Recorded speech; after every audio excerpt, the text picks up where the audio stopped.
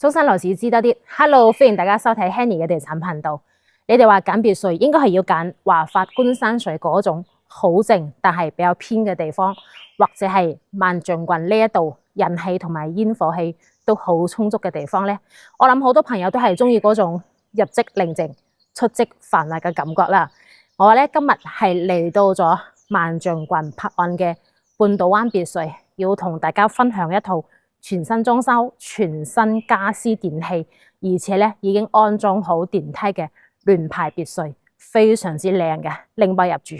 就係我身後呢一套別墅啦。佢嘅大門咧係南向嘅，我哋首先可以將車咧泊喺路邊啦，或者係開入自己嘅花園都 OK 嘅。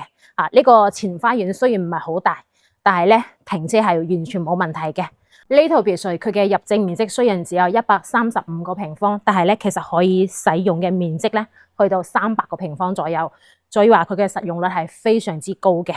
如果你想喺三鄉揾呢一種非常之靚高品質嘅聯排別墅，可以拎包入住嘅呢一套，你一定要睇睇。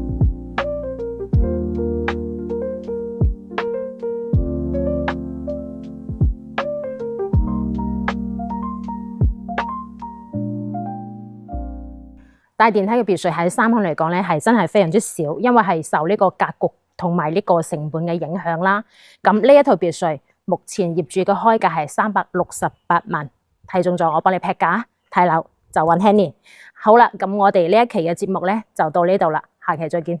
拜拜。